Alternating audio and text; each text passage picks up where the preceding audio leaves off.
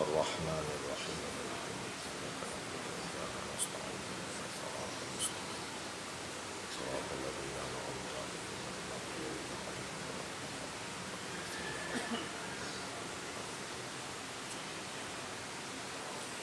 اعوذ باللہ من الشیطان الرجیم بسم اللہ الرحمن الرحیم الحمد للہ الذی لا یبلغ مدحتہ القائلون ولا یحصی نعماءہ العادون ولا یعدی حقہ المجتہدون الذی لیس لصفتہ حد محدود ولا نعت موجود ولا وقت معدود ولا اجل ممدود فطر الخلائق بقدرته ونشر الرياح برحمته الصلاة والسلام على الرسول المسدد المصطفى العمجد المحمود الأحمد سيدنا ومولانا ومولى الكونين جد الحسن والحسين عاني أبا القاسم محمد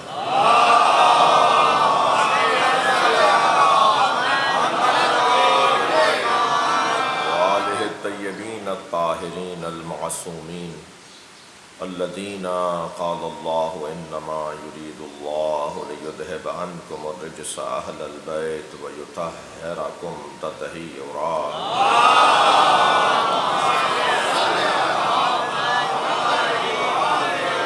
ولعنة الله على أعدائهم أجمعين من يوم عداوتهم إلى قيام يوم الدين أما بعد قال الحكيم في قرآن الكريم بسم اللہ الرحمن الرحیم والعصر ان الانسان لفی خسر الا الذین آمنوا وعملوا الصالحات وتواصوا بالحق وتواصوا بالصبر صلی اللہ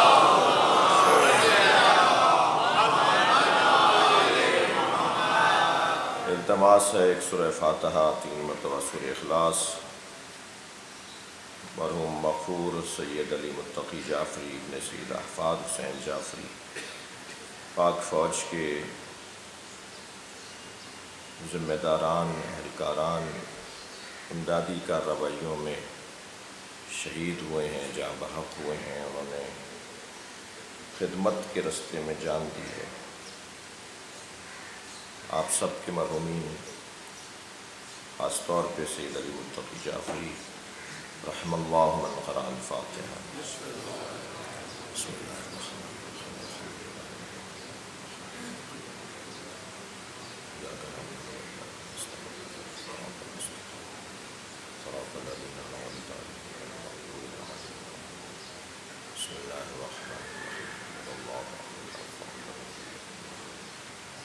بسم اللہ الرحمن الرحیم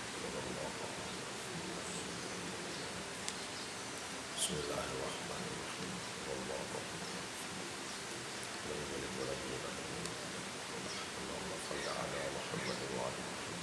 حاجات کی برابری مریضوں کی شفا یابی اس وقت جو مجلس میں تشریف فرمائے ہیں آپ ان سب کی حاجات شریعہ کی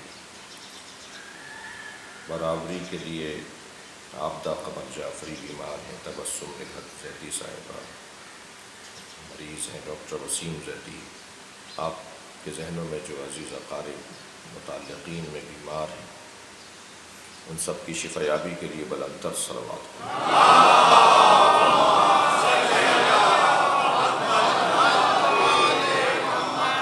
اس سے بہتر اور بلند صلوات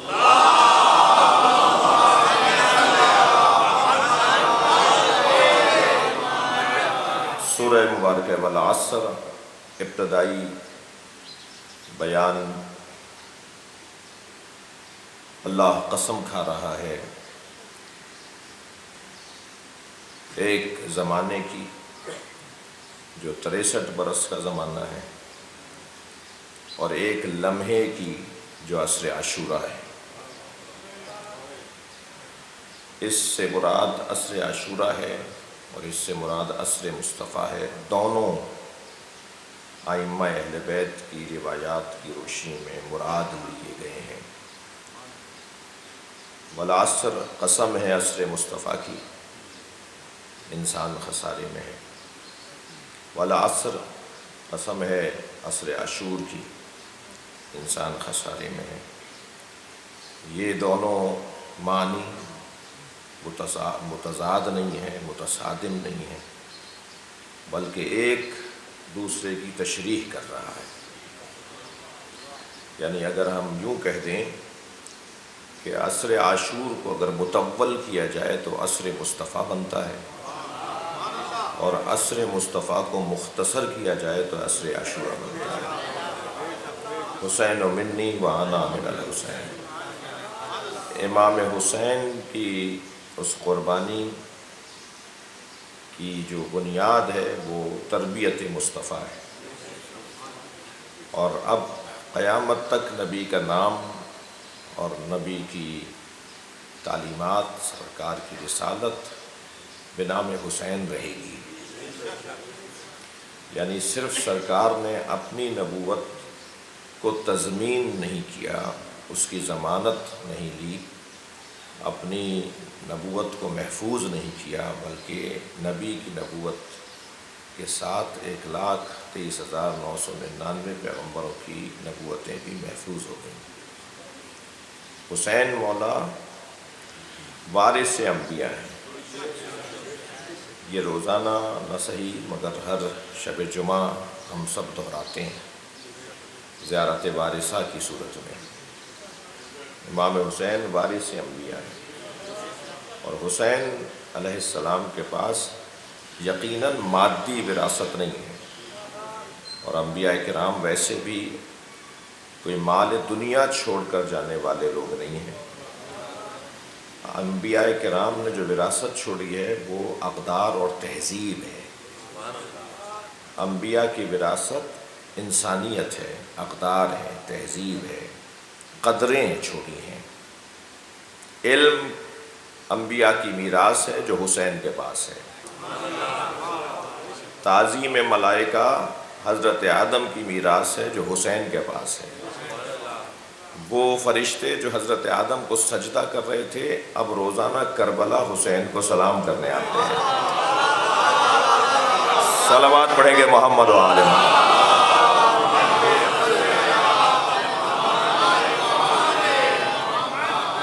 یہ مضمون بہت ہی لطیف ہے، اور زیارت وارثہ کی شرح اور زیارت وارثہ کی تشریح اگر کی جائے گی تو یہ ساری بحثیں اس میں آئیں گی۔ حضرت آدم کے پاس علم کی میراث، مسجد ملائکہ ہونے کی میراث، افضل اور اعلیٰ ہونے کی میراث، اور آدم علیہ السلام کے وارث کو حسین کہتے ہیں۔ حضرت نوح کے پاس طویل مدت تک تبلیغ کی میراث ہے، یعنی 2500 سالہ زندگی، 900 سال تک تو صرف کشتی بنائی۔ آج کیونکہ ہم 60 سال کے ہیں اس لیے ہمیں 2500 سال ذرا عجیب سا لگ رہا ہے، ورنہ اگر ماضی میں جا کر دیکھیں تو 2500 سال تو، اور 900 سال اور 1000 سال کی عمریں تو ماضی میں یہ تاریخ بتاتی ہے۔ تو 2500 سالہ زندگی جس نے تبلیغ کی ہو، جس کی حیات 2500 سالہ ہو، طویل حیات تک جس نے، طویل زندگی جس نے تبلیغ دین کی ہو، اس کے وارث کو حسین کہتے ہیں۔ تو 1400 سال کچھ زیادہ لگ رہے ہیں، 1400 سال تو کچھ بھی نہیں ہے، اور امام حسین وارث ہیں حضرت نوح کے۔ یہی کیفیت حضرت ابراہیم کی وراثت کی ہے، یہی کیفیت حضرت موسیٰ کی وراثت کی ہے، یہی کیفیت حضرت عیسیٰ کی وراثت کی ہے۔ یہ ایک حسین و لطیف، اس پہ بہت سے علماء نے خطابات بھی کیے ہیں، بہت سی کتابیں بھی لکھی ہیں۔ حسین وارث انبیاء، اور تمام انبیاء کی وراثت امام حسین کے پاس ہے۔ اس کا دم اور وزن ایک طرف، اور اکیلے مصطفیٰ سرکار کی میراث حسین کے پاس ہے، اس کی میراث ایک طرف۔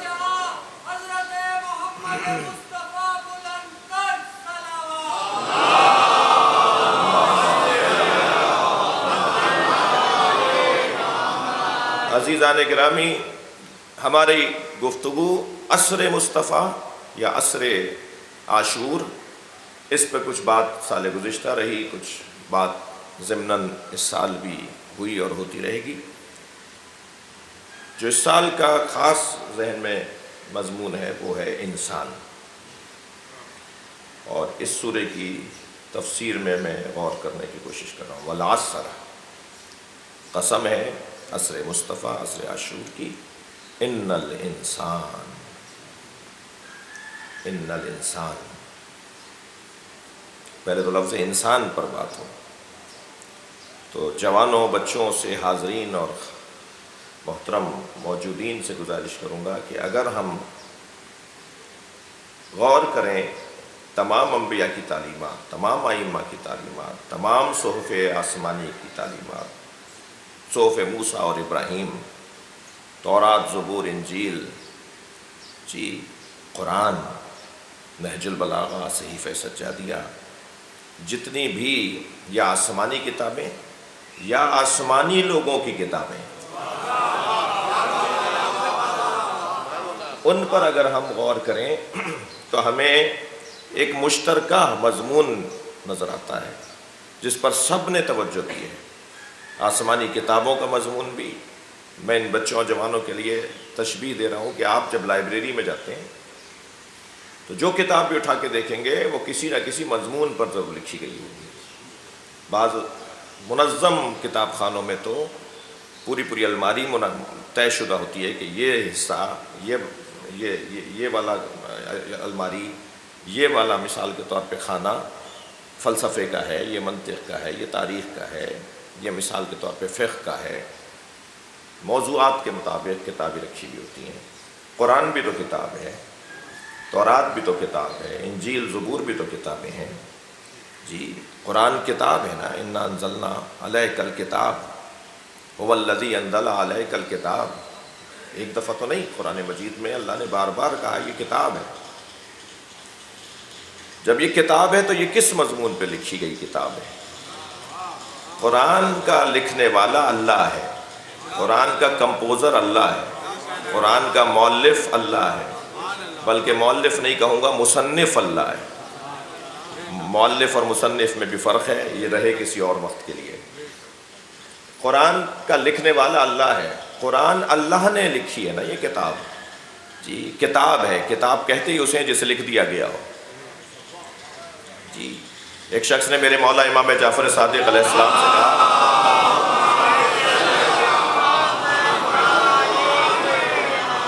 یا ابن رسول اللہ، امی کا کیا مطلب ہے؟ جو سرکار کے لیے قرآن میں لفظ آیا ہے امی، یہ نبی امی ہے، اس کا کیا مطلب ہے؟ میرے معصوم امام نے فرمایا لوگ کیا سوچتے ہیں، لوگوں کے ذہنوں میں کیا ہے؟ فرمایا یا ابن رسول اللہ، لوگ یہ سوچتے ہیں کہ نبی کو لکھنا نہیں آتا تھا۔ تو حضرت نے فرمایا جو میرے جد کے لیے ایسا سوچتا ہے اس پہ وائے ہو۔ کیا انہوں نے قرآن کی آیت نہیں پڑھی؟ هو الذی بعث فی الامیین رسولا منہم یتلو علیہم آیاتہ ویزکیہم ویعلمہم الکتاب والحکمہ۔ وہ اللہ جس نے مبعوث کیا اپنے رسول کو امیوں میں، جس کا پہلا کام یہ ہے کہ یتلو علیہم آیاتہ، جو اللہ کی آیات کو تلاوت کرتا ہے۔ دوسرا کام ہے یزکیہم، تیسرا کام ہے یعلمہم الکتاب والحکمہ۔ معصوم نے تعجب، وائے ہوں لوگوں پہ جو یہ سوچتے ہیں کہ میرے جد کو لکھنا نہیں آتا تھا۔ قرآن تو کہہ رہا ہے وہ لکھنا سکھانے آئے تھے۔ صلوات پڑھیں محمد و آل محمد۔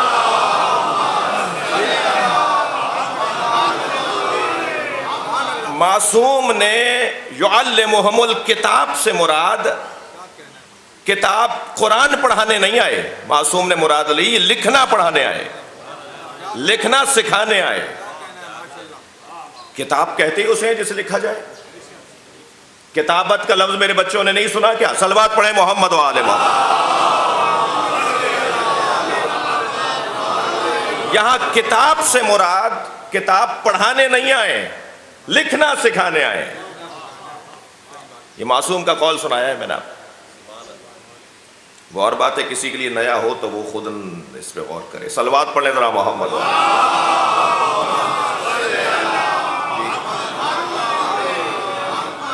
اس لیے کہ یتلو علیہم آیاتہ، جب پہلے بیان ہو چکا کہ قرآن کی تلاوت کرنے آئے تو قرآن کی تعلیم تلاوت کے ساتھ ہی تو ہے، تلاوت تعلیم کے ساتھ ہی تو ہے. وہاں تعلیم کتاب یتلو علیہم میں سما گیا، یہاں یعلمہم الکتاب والحکمہ، وہ لکھنا سکھانے کے لیے آئے اور حکمت سکھانے کے لیے آئے. میرے جد لکھنا نہیں جانتے تھے. اللہ اکبر. ذرا نظر اصلاح کریں. نظر ثانی کا لفظ تو ادب میں بولا جاتا ہے، ان کا ادب ہی کیا جو رسول کا ادب نہ کریں. میں ان کے لیے کوئی وہ اپنی اصلاح کریں جو کہتے ہیں کہ نبی کو لکھنا نہیں آتا تھا.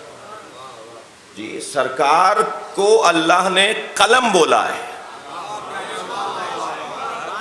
نون والقلم وما یسطرون. نون قسم ہے اس قلم کی اور ان سطروں کی جو اس قلم سے لکھی جاتی ہیں.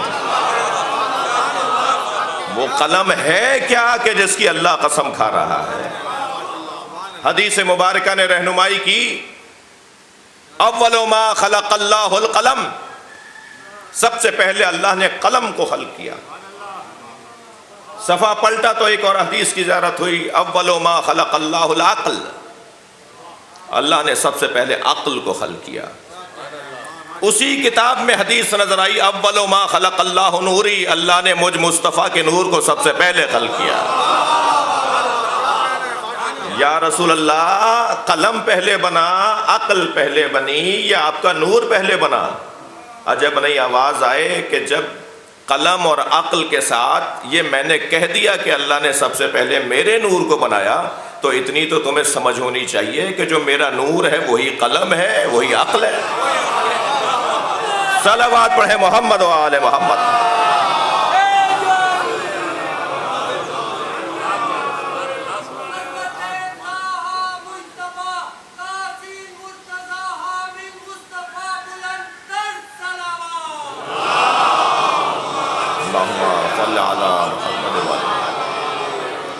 ممنون ہوں آپ کے توجہ کا. اللہ نے سب سے پہلے قلم کو خلق کیا، اور قلم یعنی نور مصطفیٰ، عقل یعنی سرکار کی ذات. یہ بات ہم اس سزاخانے میں ایک سال کر چکے ہیں. مجھے یہ نہیں کہ پچھلے سال یا اس سے پچھلے سال کہ سرکار نے جو قلم ہاتھ میں نہیں لیا اس لیے نہیں کہ لکھنا نہیں آتا تھا. جی میں ایک اور جملہ، ایک قاعدہ ان جوانوں اور بچوں کو دوں. ہم تاریخ سے عقائد نہیں سمجھیں گے، عقائد سے تاریخ کو پرکھیں گے. مجھے مت کہنا بعد میں کہ فلاں تاریخ میں لکھا ہوا ہے کہ سرکار نے فرمایا بتاؤ کہاں کیا لکھا ہے، میں اسے کاٹ دوں. یہ تاریخ میں لکھا ہے، عقائد میں نہیں لکھا. ہم عقائد کی روشنی میں تاریخ کی سند کو دیکھتے ہیں، ہم تاریخ کی روشنی میں عقائد کو نہیں پرکھتے. تاریخ پر بحث ہو جائے گی اس کے استناد پر، اس کے صحیح اور غلط ہونے پر، مگر عقائد کے پیچھے قرآن ہے اور حدیث ہے. تو یہ قاعدہ بنا کر جائیں اپنے ذہن کے اندر کہ تاریخ کا حوالہ جب عقائد کی بات ہو تو نہ دیں. عقائد اور تاریخ ٹکرا رہی ہو تو عقائد کی حاکمیت ہوگی. ہاں ساتھ ساتھ چل رہے ہوں، دونوں ایک دوسرے سے ہم آہنگ ہوں تو کیا ہی کہنا ہے، لیکن اولویت اور ترجیح عقائد کو حاصل ہے، جس کے پیچھے آیت ہوتی ہے، جس کے ساتھ روایت ہوتی ہے، جس کے ساتھ حدیث ہوتی ہے. سرکار نے قلم جو ہاتھ میں نہیں لیا وہ اس وجہ سے سرکار نے کبھی قلم کو ہاتھ نہیں لگایا، اس لیے کہ اگر کبھی توجہ کبھی کسی نے ایک مرتبہ بھی لکھتے ہوئے دیکھ لیا ہوتا تو بولتا یہ قرآن انہوں نے لکھا ہے. صلوات پڑھیں محمد و آل محمد.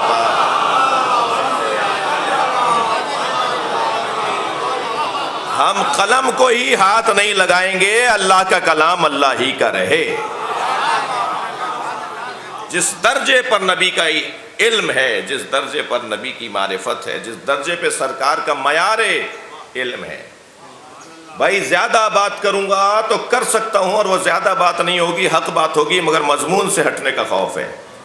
نبی کا علم کس درجے پر ہے اسے سمجھنے کے لیے طویل گفتگو کی ضرورت نہیں ہے۔ مولا علی کا اس قول کو سمجھنے کی ضرورت ہے کہ ھذا لعاب النبی۔ صلوات پڑھیں محمد و آل محمد۔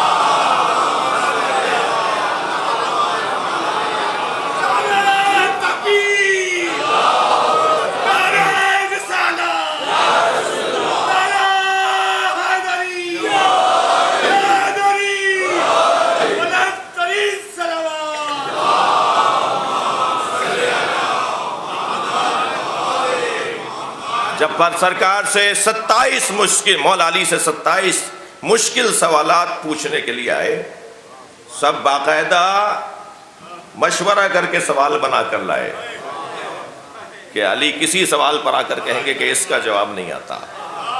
چھٹے سوال کے بعد بھول رہے تھے کہ 7واں کیا تھا۔ جی میرے مولا نے فرمایا میں بتاؤں کہ 7واں سوال کیا ہے، پھر 8واں کیا ہے، پھر تم نے 9واں کیا سوچا ہے۔ اور علی سوال بتاتے جا رہے تھے اور جواب عطا کرتے جا رہے تھے۔ تو پھر ان میں سے ایک نے کہا آپ کا علم نبی کے علم کے برابر ہے، یہ کیفیت تو نبی کی ہے۔ تو مولا نے فرمایا ھذا لعاب النبی، میں نے نبی سے لعاب دہن لیا کہ یہ علم مجھے ملا ہے۔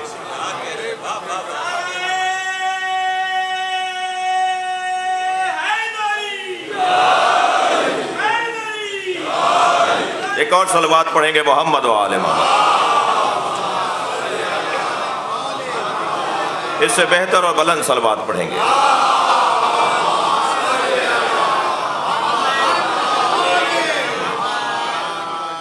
بھائی آپ کی ذوق سماعت دیکھ کے مجھے علامہ اظہر حسن زیدی کا ایک جملہ یاد آ رہا ہے۔ جب خانہ کعبہ میں مولا علی کو مولا نبی نے آغوش میں لیا اور پہلی گھٹی اپنا لعاب دہن دیا، اور مولا علی نے لعاب دہن مصطفیٰ سے پہلی گھٹی لی ہے، تو یہ پہلی گھٹی تھی یا علم اور معرفت منتقل ہو رہا تھا؟ اور اس کیفیت کو مولا علی نے فرمایا ذقنی رسول اللہ ذقن ذقا۔ مولا علی فرماتے ہیں رسول اللہ نے مجھے علم ایسے منتقل کیا جیسے پرندہ اپنے بچے کو دانہ دیتا ہے۔ جی یہ نہیں فرما رہے جیسے ماں اپنے بچے کو دودھ دیتی ہے،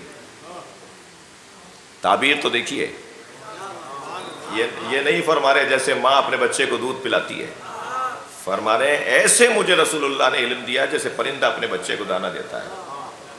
اس لیے کہ ماں اپنے بچے کو جو دودھ پلاتی ہے وہ دودھ پی کے دودھ نہیں پلاتی، 85 چیزیں کھا کر دودھ پلاتی ہے۔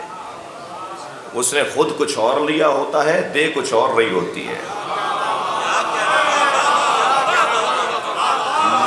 مگر پرندہ وہی دیتا ہے بچے کو جو وہ خود لے کر آتا ہے۔ صلوات پڑھیں محمد و آل محمد۔ سبحان اللہ۔ زقنی زقنی رسول اللہ۔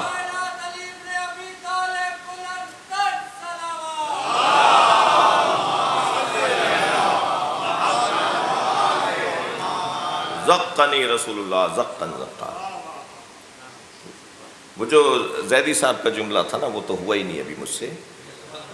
زیدی صاحب فرماتے ہیں یہ کعبے میں علی کو نبی نے ان کے دہن میں زبان نہیں رکھی بلکہ ایک پیغام دیا ہے کہ میں نے پہلے ہی دن علی کو زبان دے دی۔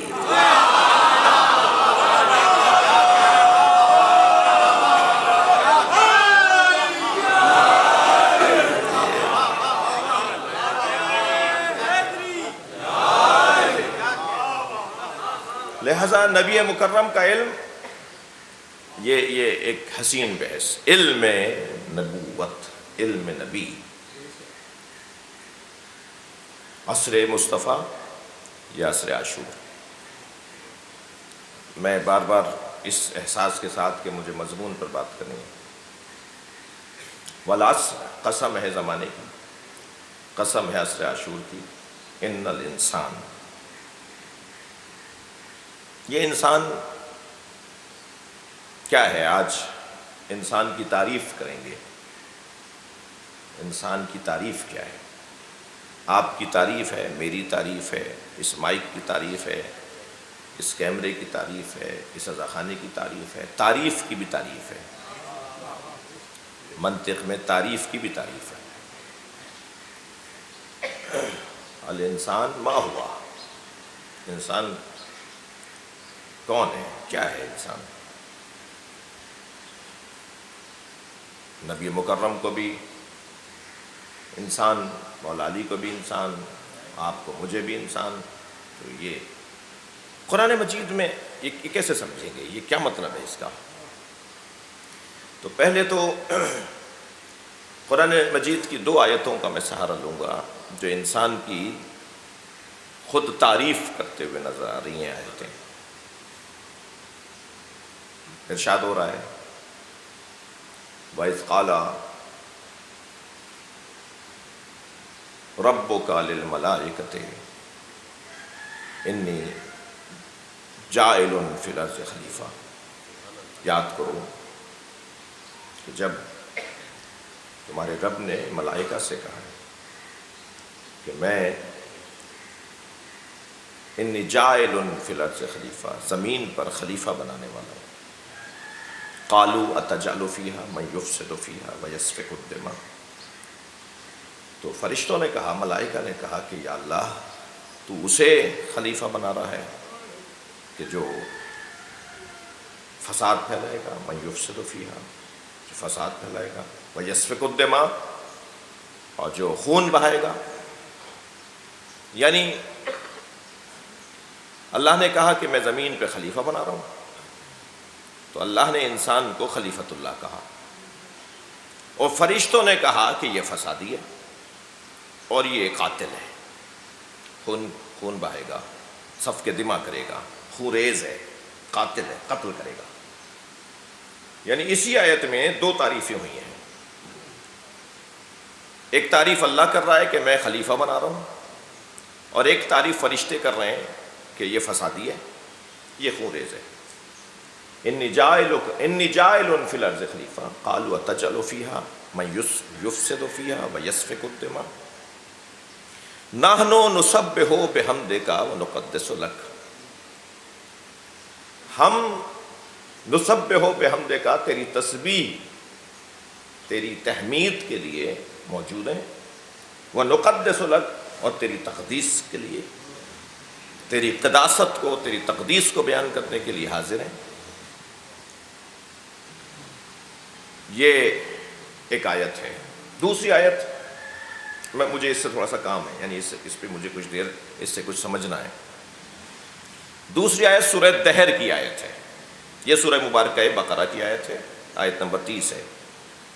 اور اب جو دوسری آیت پڑھ رہا ہوں وہ سورہ دہر کی آیت ہے، جس میں اللہ ارشاد فرما رہا ہے هل أتى على الإنسان حين من الدهر لم يكن شيئا مذكورا فجعلناه، اور ہم نے اسے قرار دیا. یاد کرو کہ هل أتى على الإنسان حين من الدهر. اب یہاں 3 ترجمے متصور ہیں، لہذا ترجمے کے لیے مجھے پھر اجازت دیجیے کہ میں دوسرے مرحلے میں ترجمہ کروں. هل أتى على الإنسان حين من الدهر لم يكن شيئا مذكورا فجعلناه، اور ہم نے اسے قرار دیا ہے کیا؟ سمیعا بصیرا. انا خلقنا الانسان من نطفۃ امشاج نبتلیہ. یعنی سورہ دہر کی پہلی 2 آیتیں، اور دونوں آیتوں میں اللہ نے انسان کا لفظ 2 دفعہ استعمال کیا، یعنی 2 مرتبہ انسان بولا ہے. ایک ہی انسان میں دونوں باتیں نہیں کی ہیں. مثلا حل اتی علی الانسان حین من الدہر لم یکن شیئا مذکورا، حل اتی علی الانسان، ایک مرتبہ انسان بولا جی. اس کے بعد پھر فرمایا انا خلقنا الانسان من نطفۃ امشاج، یہاں دوبارہ انسان بولا ہے. تو دو طرح کے، دو مرتبہ انسان کا لفظ بولا ہے اللہ نے ایک ہی سورہ کے آغاز میں. اب انسان کی تعریف ہم اس دوسری آیت سے ذرا غور کرتے ہیں. کیا ہو رہا ہے؟ ارشاد ہو رہا ہے حل اتی علی الانسان حین من الدہر لم یکن شیئا مذکورا. پہلا ترجمہ جو سب نے کیا ہے اور جو میں اس سے ہٹ کے ترجمہ کروں گا، کیونکہ مائک پر بات کر رہا ہوں، ریکارڈ ہو رہا ہے، اہل دقت بیٹھے ہیں، مطالعہ کرنے والے بیٹھے ہیں، تو بغیر مشورے کے اساتذہ سے رابطہ کیے بغیر وہ میں دوسرا ترجمہ نہیں کر رہا جو اب کرنے جاؤں گا جی. آج کوئی شاید 1 گھنٹہ میں نے اپنے سینئر سے، اپنے بزرگوں سے اس ترجمے پر ان سے بات کی ہے. سوچتے ہیں طالب علم ہیں، ایک صلوات پڑھیں ذرا محمد والا.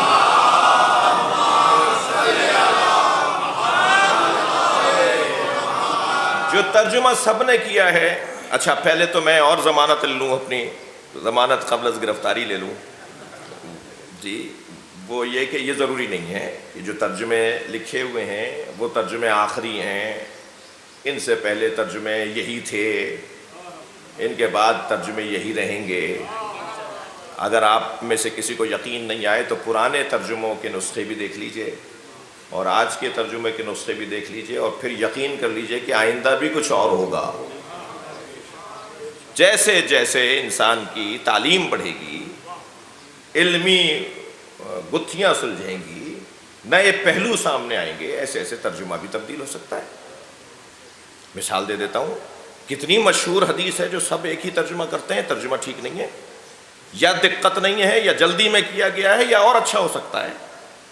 ان الحسن والحسین سیدا شباب اہل الجنہ.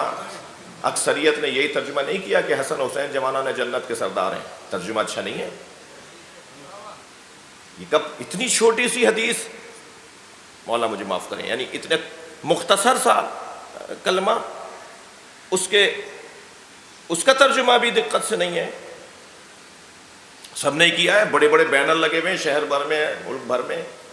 ان الحسن والحسین سیدا شباب اہل الجنہ، حسن حسین جوانان جنت کے سردار ہیں. یہ کب فرما رہے ہیں سرکار حسن حسین جوانان جنت کے سردار ہیں؟ سامنے کی عربی ہے ان الحسن والحسین سیدا شباب اہل الجنہ، حسن حسین جوانان اہل جنت کے سردار ہیں.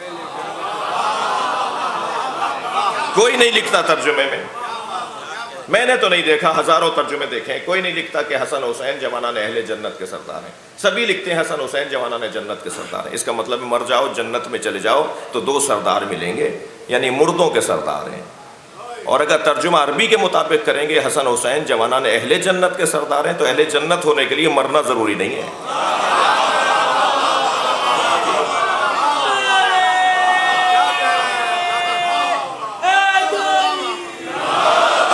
اسی دنیا میں اہل جنت بن جاؤ، حسنین تمہارے سردار ہیں. اور جس دنیا میں حسنین سردار ہوں وہ دنیا کہاں ہے؟ وہی تو جنت ہے. صلوات پڑھیں محمد و آل محمد.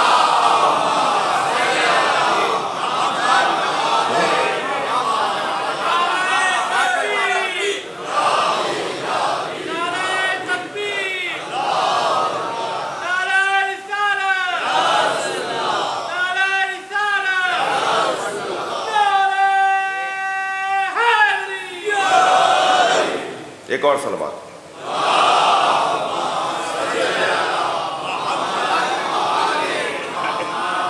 تو ایسا ہو سکتا ہے نا، یعنی اس سے زیادہ اور روشن مثال کیا ہوگی کہ ترجمہ اور بہتر ہونا چاہیے، ترجمہ اور اچھا ہونا چاہیے.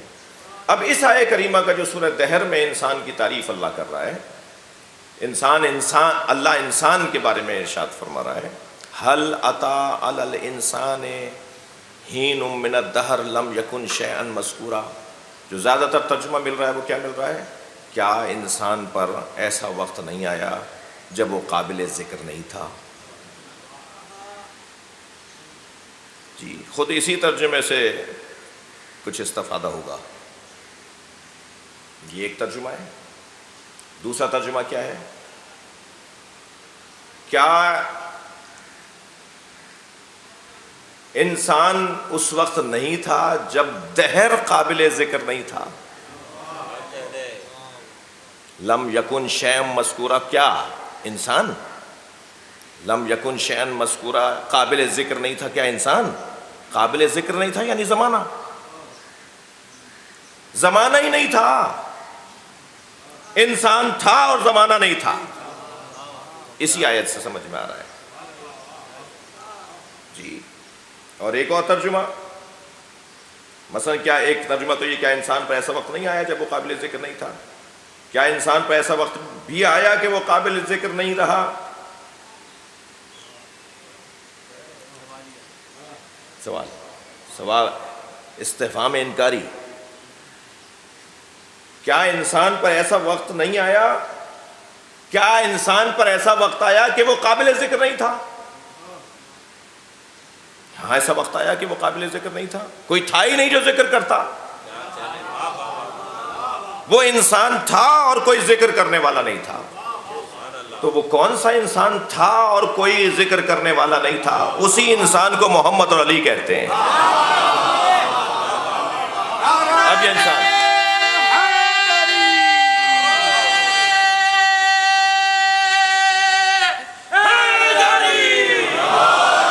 تو اب انسان کے بارے میں یہی آیت انسان کے بارے میں، اسی آیت سے ہم تین مختلف استفادے کر سکتے ہیں.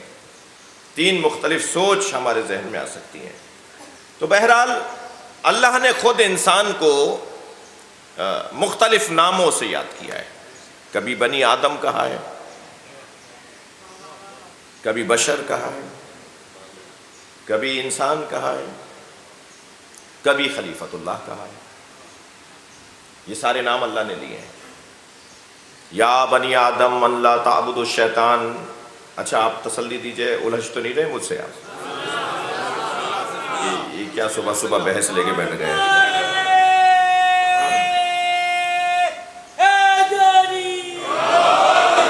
نعرہ تو اپنی جگہ ثواب کی بات ہے یا علی بولنا، لیکن میرا سوال ابھی بھی باقی ہے. بہت شکریہ. یا بنی آدم، اللہ نے انسان کو بنی آدم کہہ کے پکارا. یا بنی آدم ان لا تعبدوا الشیطان. اے بنی آدم کیا تم سے الم احد یا بنی آدم ان لا تعبدوا الشیطان.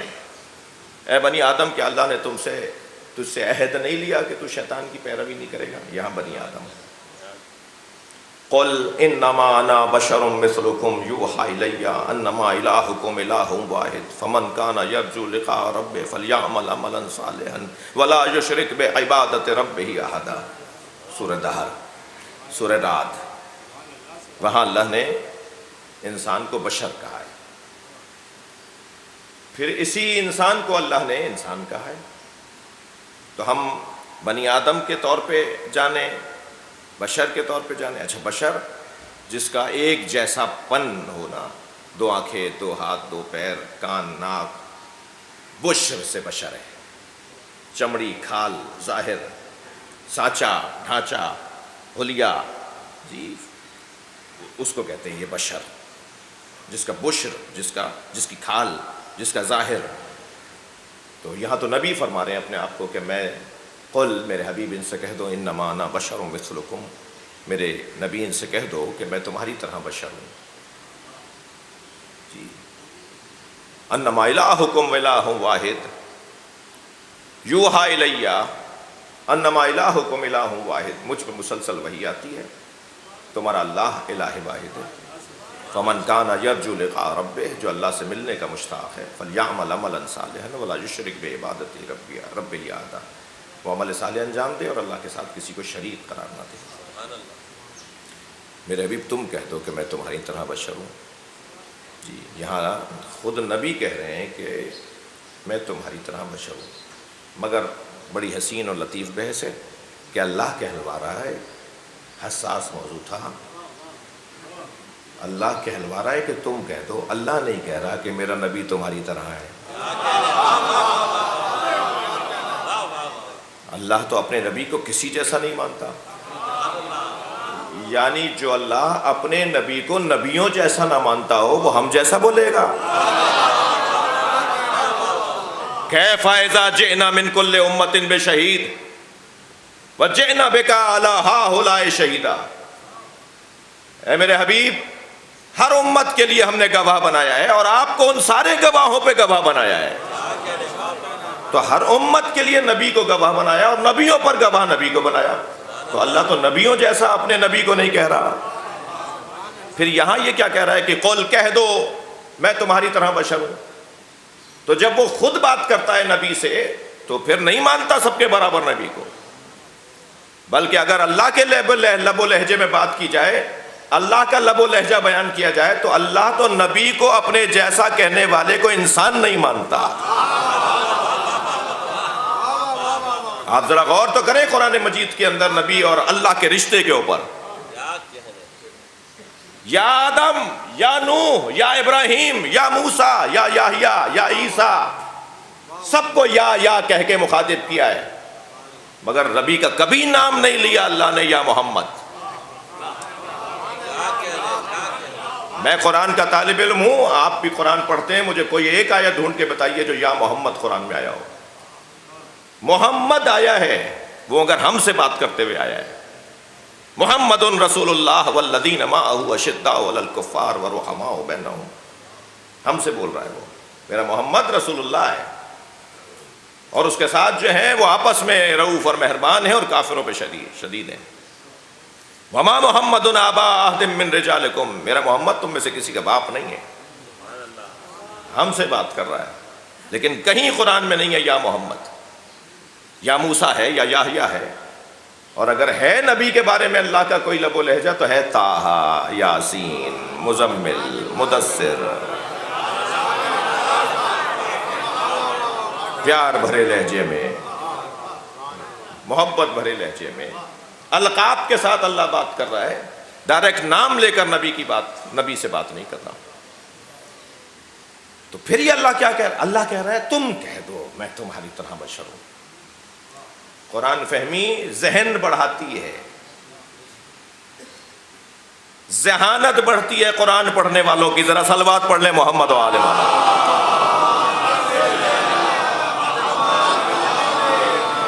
قرآن پر غور کرنے والے ذہین ثابت ہو سکتے ہیں اگر قرآن پہ غور کریں. جی علوم تو بہت ہیں، کچھ دیر کے لیے ذرا ایک کان سے دوسرے کان سے نکال لیجئے کہ بات مگر وہی کروں گا میں. علوم تو بہت ہیں مگر کسی علم کو اللہ نے اس درجے پہ نہیں رکھا جو پلک جھپکنے میں تخت بلقیس کو لے کر آ جائے.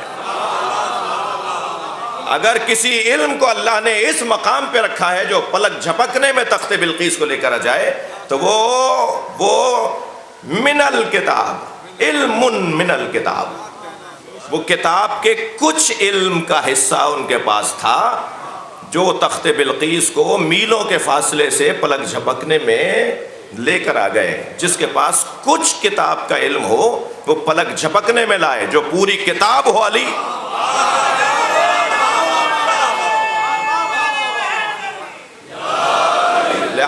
لہذا اس کتاب پر غور کرنے والے اس خط میں، لائن میں تو اسی میں ہے نا جس کی سرداری علی کر رہے ہیں، جس کے سردار کو حسین کہتے ہیں. یہ جیسے ابھی میں نے آپ کے سامنے ایک روایت مولا صادق کی سنائی، میں نے آپ کے سامنے، بلکہ ہم سب اس روایت کی خدمت میں گئے کہ مولا نے فرمایا کہ یہ جو لکھنا نہیں آتا تھا سرکار کو، یہ توہین ہے نبی کی. وائے ہو ان لوگوں پہ جو یہ کہتے ہیں لکھنا نہیں آتا تھا، وہ تو لکھنا سکھانے آئے تھے. تو قرآن، مجھے اجازت دیجئے کہ اس بحث کو کل مکمل کروں، وقت تنگ ہو رہا ہے، مگر اتنا کہتا ہوا گزروں گا کہ انسان انتہائی مشکل مخلوق ہے. ان الانسان لفی خسر، انتہائی مشکل مخلوق جس کو روزانہ نئی شناخت کی ضرورت ہے، جس کو روزانہ نئے زاویے کی ضرورت ہے. کل کا انسان آج کا نہیں ہے اور آج کا انسان کل کا نہیں رہے گا. جو روزانہ رنگ بدلتا ہو اس کو پہچاننا اسی کا کام ہے جس نے اسے بنایا ہے۔ یہ سب کو جانتا ہے، یہ سب کو پہچانتا ہے، یہ سب کو اپنے ہاتھ میں رکھتا ہے، مگر خود اپنے ہاتھ میں نہیں رہتا۔ مشکل ترین مخلوق ہے، مجہول ترین مخلوق ہے۔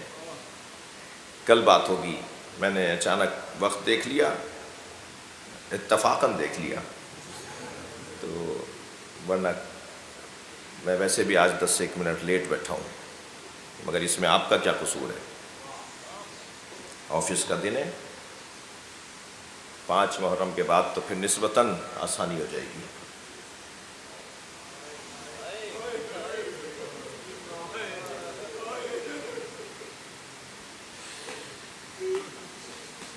انسانوں کی انجمن ہے جسے کربلا کہا جاتا ہے،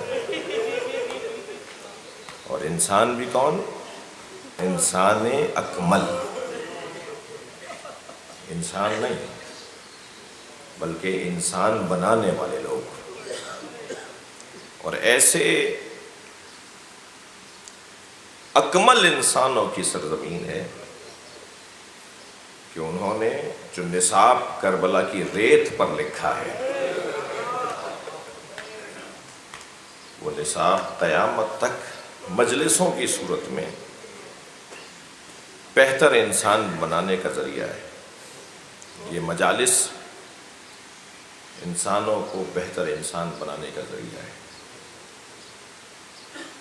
ہم سب کو واعظ کی ضرورت ہے میرے عزیزوں، ہم سب کو نصیحت کی ضرورت ہے، ہم سب کو کوئی تو ہو جو ٹوکے، یا ہم اپنے آپ کو طے کر لیں کہ ہم خود سے تلاش کریں گے کہ کون ہمیں ٹوکے، یا اگر کوئی ٹوک رہا ہو تو اسے عزیز رکھیں، ورنہ یہ بے قابو ہو جاتا ہے انسان،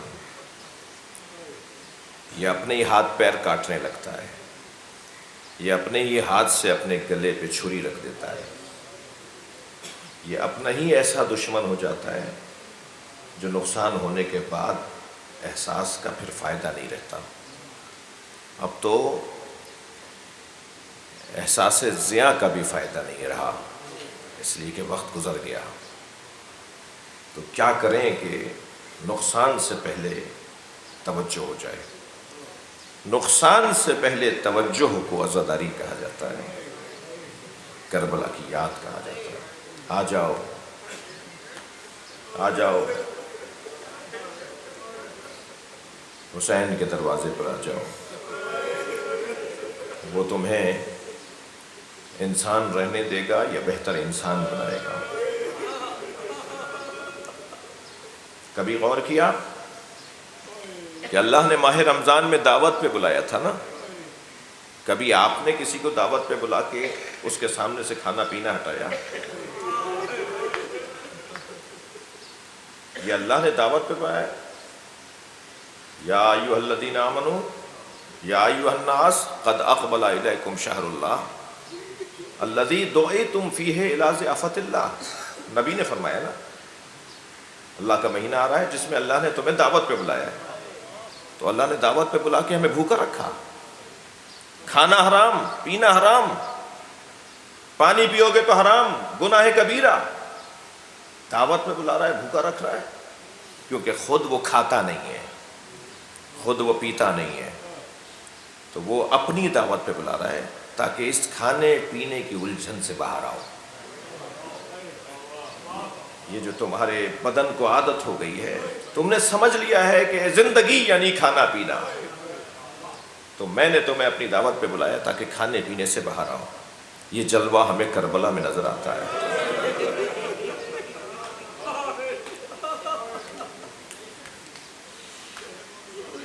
دیکھیں، اسلام کا ایک ظاہری جلوہ ہے اور اسلام کا ایک حقیقی پہلو ہے۔ اس ظاہری جلوے کا تقاضا تھا کہ پانی کے حصول کے لیے کوشش کی جاتی، پانی کے حصول کی کوشش کی جاتی، یہ اسلام کا ظاہری جلوہ ہے۔ اگر ایسا نہ کیا جاتا تو جو ظاہر داری پر مصروف ہیں، جو ظاہر بین ہیں، جو اسلام کو صرف ظاہر دیکھتے ہیں اس کا، وہ کہتے یہ کیا کیا، یہ کیوں کیا، رنگ ہی بدلا ہوا ہوتا۔ مگر حسین پانی کو نہیں ترسے.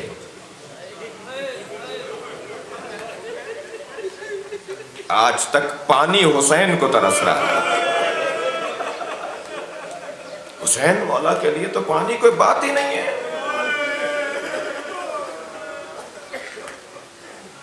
ایک روایت میں نے ایک بزرگ سے، ایک اللہ کے مقرب، ایک متقی عالم سے سنی، اور آیت اللہ سیستانی سے جب کسی نے پوچھا کہ مصائب کے بیان میں بعض اوقات ایسا ہوتا ہے کہ روایت صحیح ہے یا نہیں، مستند ہے، یہ کیا ہے، ہم کون سے مصائب پڑھیں اور کون سے نہیں پڑھیں، بعض اوقات لگتا ہے کہ ان کی سند نہیں ہے، یہ معتبر نہیں ہے. تو انہوں نے ایک قاعدہ دیا ہے، 4-5 قاعدے دیے ہیں کہ ان قاعدوں کے مطابق مصائب پڑھا کرو. ان قاعدوں میں ایک قاعدہ یہ دیا ہے کہ مسموعات اتقیاء کو پڑھ دیا کرو. یعنی جو متقی علماء نے مصائب پڑھے نا، انہیں اگر تم نے یہ سوچ کر کے ایک متقی عالم نے پڑھے ہیں، ایک پرہیزگار عالم نے پڑھے ہیں، تو اس کو پڑھ دیا کرو یہ سوچ کر کہ انہوں نے کہیں یقیناً دیکھا ہوگا، اگر تمہیں نہیں ملی سند اس کی.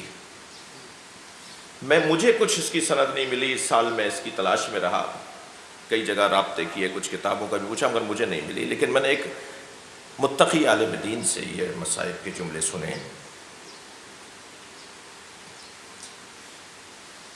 کہ جب امام حسین نے اپنے گھوڑے سے اپنی پیاس کا اظہار کیا نا،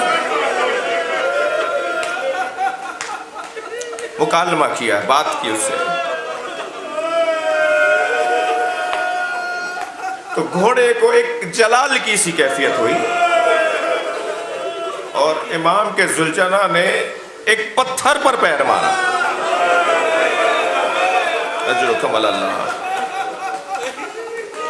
تو پتھر ٹوٹا اور اس سے چشمہ ابلا.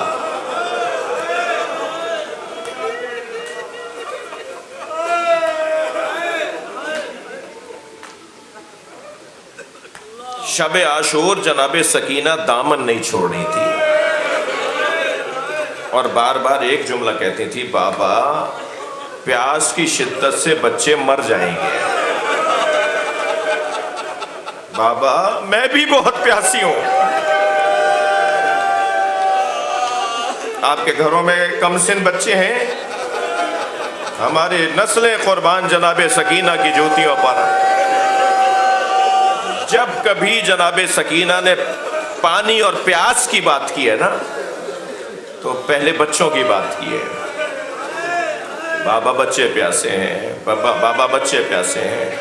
اور حضرت عباس سے بھی جب پانی کا سوال کیا ہے نا، تو فرمایا میرا بھائی علی اصغر پیاسا ہے. اور جب امام حسین سے کہا نا جناب رباب نے کہ علی اصغر مچھلی کی طرح تڑپ رہا ہے، یہ کچھ دیر میں بچہ مر جائے گا، اور امام حسین یہ کہہ کر جناب رباب سے لے کر گئے تھے کہ میں پانی پلانے لے جا رہا ہوں. جس کو یاد کر کر کے امام سجاد رویا کرتے تھے. جب کسی نے پوچھا تھا نا مدینے میں سب سے زیادہ مشکل گھڑیاں کون سی تھی، آپ کو کون سی مصیبت یاد آتی ہے تو آپ کی آنکھوں میں آنسو آتے ہیں، تو چند مصیبتیں جو امام سجاد نے بیان فرمائی نا، ان مصیبتوں میں ایک مصیبت فرماتے تھے، مجھے یہ مصیبت بہت پریشان کرتی ہے جب میرے بابا نے پانی مانگا تھا، میرے بچے کو پانی پلا دو، میرے علی اصغر کو پانی دے دو. شاید اسی ممبر سے نقن صاحب نے ایک جملہ کہا تھا، میں نے خود ان سے سنا ہے، یعنی ان کا ریکارڈ سنا ہے. وہ فرما رہے تھے کہ انسانی اقدار میں روٹی مانگنا عیب ہے، مگر کسی سے پانی مانگنا عیب نہیں ہے. کربلا میں بچے بھوکے بھی تو تھے، مگر قربان جائیں جناب سکینہ پر، کربلائی بچوں پر. کہیں نہیں ملتا کہ بچوں نے آواز لگائی ہو الجو الجو، ہمیں بھوک لگ رہی ہے، ہمیں بھوک لگ رہی ہے. کسی بچے نے یہ آواز نہیں لگائی. ہاں مگر کہا العطش، العطش، ہمیں پیاس لگ رہی ہے، ہمیں پیاس لگ رہی ہے. جب جناب سکینہ نے فرمایا نا بابا بچے پیاس کی شدت سے مر جائیں گے، تو بی بی کو امام حسین خیمے کی پشت پہ لے گئے اور ایک پتھر ہٹایا تو تازہ پانی ابلنے لگا، چشمہ ابلا۔ اب آپ سوچ سکتے ہیں کہ پیاسا بچہ تازہ پانی دیکھے تو اس کا کیا حال ہوگا۔ فوراً جناب سکینہ کے قدم بڑھے، بڑھتے ہوئے قدم امام حسین نے دیکھے تو آواز آئی، نانا کی امت کی بخشش نہیں ہوگی۔ سکینہ اگر تم نے پانی پی لیا امت مصطفیٰ کی بخشش نہیں ہوگی۔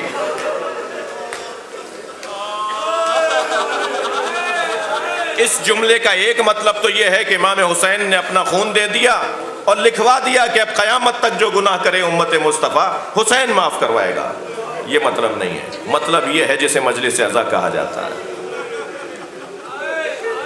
میری قربانی سجے گی، میں اپنی قربانی دوں گا تو پھر مجلسیں ہوں گی، لوگوں کے ہدایت کا سامان ہوگا، امت مصطفیٰ کو نجات ملے گی۔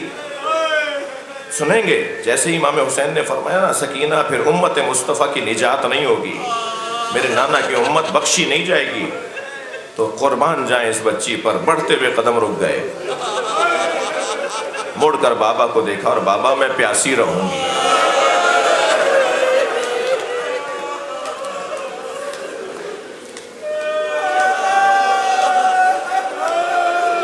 امام حسین کربلا کے میدان میں بہت سے لوگوں کو قتل کرتے کرتے چھوڑ دیتے تھے۔ اپنی آخری جو دفاعی آپ کا وقت تھا، جب آپ قربانی دینے کے لیے تنہا میدان میں ہیں، تو آپ کی تلوار ظالموں، بہت سے ظالموں کی گردن تک آتی تھی، ایک جنبش شمشیر پر اس کی گردن اڑا دیتے، مگر امام تلوار کھینچ لیتے تھے، اسے جانے دیتے تھے۔ ایک شخص نے اس منظر کو جب بارہا دیکھا تو جس طرف امام آ رہے تھے وہ امام کے سامنے گھوڑے پر آیا اور آواز دے کر کہنے لگا، اے حسین تم لوگوں کو مارنے سے ہاتھ کھینچ لیتے ہو، میں نے بہت سے لوگ دیکھے ہیں جو تمہارے ہاتھوں مر جاتے مگر تم چھوڑ دیتے ہو، آخر سبب کیا ہے؟ تو امام کبھی کسی کا سر اڑا رہے تھے، کبھی کسی کو اپنا دفاع کرتے تھے۔ اسی کیفیت میں اسے جواب دے کے کہا، ان کی نسلوں میں مومن آنے والے ہیں۔ کیا ہدایت کا نظام ہے! اجرکم اللہ، اجرکم اللہ۔ گریہ ہو گیا عزادارو، آپ کی آنکھوں میں آنسو آ گئے، مجلس مکمل ہو گئی۔ میرا بیان کا تقاضا ہے کہ آج 3 محرم ہے، امام حسین نے کربلا کو خوب سجایا ہے۔ 3 تو معمر بیویوں کو چھوڑ کر آ گئے، اور آیت اللہ نظری منفرد سے جو تاریخ کے استادوں میں سے ہیں، ماہرین میں سے ہیں، میں علماء کی تسلی کے لیے جملہ کہہ رہا ہوں، ان سے جب میری خود بہت بزرگ عالم ہیں، ملاقات کا ٹائم بھی شاید 1 مہینے بعد دیتے ہیں، میں نے ان کی خدمت میں جا کر جب بات کی کہ یہ ہمارے بر صغیر میں مسائل پڑھے جاتے ہیں کہ حسین اپنی بیٹی کو بھی چھوڑ کر آئے، تو وہ کہنے لگے اس پر میری تحقیق ہے، نام میں اختلاف ہو سکتا ہے مگر اصلی بات آپ کے بزرگ صحیح پڑھتے تھے۔ حسین ایک اپنی بیٹی کو مدینہ چھوڑ کر آئے ہیں۔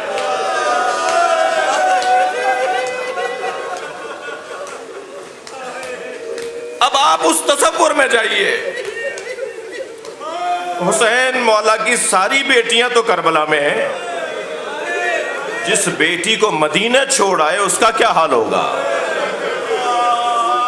اور جب قافلہ مدینے سے جا رہا ہوگا تو وہ کیا کر رہی ہوگی؟ بزرگ علماء نے ان جملوں کو پڑھا ہے کہ جب بیویاں محملوں پر بیٹھ رہی تھیں تو جناب فاطمہ صغرا علی اصغر کو گود میں لیے ہوئے تھیں کہ جب اماں رباب مانگیں گی کہ اب مجھے دے دو تو میں اپنے بھائی کو ماں کی گود میں دے دوں گی۔ اور جب سب اپنی اپنی محملوں میں بیٹھ گئے اور جناب رباب نے مانگا صغرا اب مجھے علی اصغر دے دو، تو بچہ ماں کی گود میں نہیں جاتا، بھائی جو رونے آئے ہیں اپنی آوازوں کو آزاد کریں گے. میں 2 جملے بس کہوں گا. بہت مانگا جناب رباب نے مگر علی اصغر ماں کی گود میں نہیں آتا. آگے بڑھ کر جناب زینب نے مانگا. یہ بچہ پھوپھی کی گود میں نہیں آ رہا. مسئلہ اتنا سنجیدہ ہوا کہ امام حسین تک خبر گئی کہ بچہ بہن کی گود چھوڑ نہیں رہا. امام کو اپنی سواری سے اترنا ہوا اور آئے علی اصغر کے آگے اپنے ہاتھ پھیلائے اور کان میں ایک جملہ کہا. بچے نے ایک لمحے میں بہن کی گود چھوڑ دی. امام حسین نے اپنے بچے کو گلے سے لگایا, جناب رباب کی گود میں دیا. مجلس مکمل کر رہا ہوں. کیا کہا حسین نے جو علی اصغر نے بہن کی گود چھوڑ دی؟ آہستہ سے بڑھ کر کہا, علی اصغر تمہارے بغیر تو میری قربانی بھی قبول نہیں. چلو کربلا چلیں, میری قربانی کو تم سے 4 چاند لگیں گے. اللہ لعنت اللہ علی قوم الظالمین. فَسَيَعْلَمُ الَّذِينَ ظَلَمُوا أَيَّ مُنقَلَبٍ يَنقَلِبُونَ. یا اللہ ان آوازوں پر رحمت نازل فرما, رونے والوں کی توفیقات میں اضافہ فرما, ہماری عاقبت بخیر فرما, امام زمانہ کے ظہور میں تاجیل فرما. اللہم صلی علی محمد وعلی